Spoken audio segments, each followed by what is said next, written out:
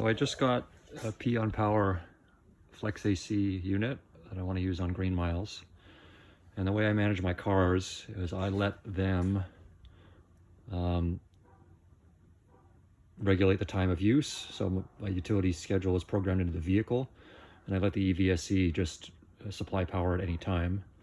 And the reason I do this is on a vehicle like the Chevy Bolt, it wants to be able to pull power at any time to be able to keep itself warm or cool, but I only want charging, so the very heavy power demand, to happen during my utilities off-peak times.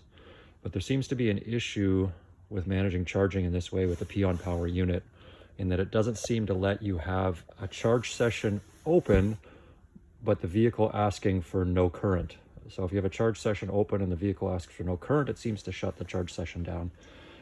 And I'll show you what happens. So I'm just plugging into the PionPower unit right now, into the car on J1772. So now the car is just initiating a charge session, but the three blinking lights mean that it's in delayed charging, so it's not asking for power immediately. And if you listen, you'll hear the contactors in the car and the contactor in the EVSE repeatedly clicking. So again, it looks to me like the EVSE is saying, hey, I recognize there's a charge session happening, but 0 amps are requested, so I'm going to shut that charge session down. And the car is saying, okay, charge session down. It looks like it got unplugged and replugged.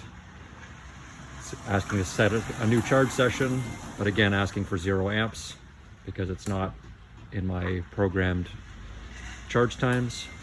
And the cycle repeats and repeats and repeats. PionPower seems to have a setting that allows you to limit this to just 3 cycles. I do have that setting enabled, but it doesn't seem to be limiting it to 3.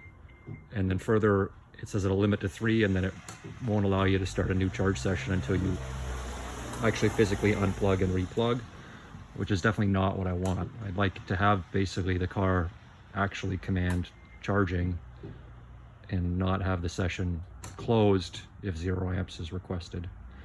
So it looks like a firmware update's probably required here.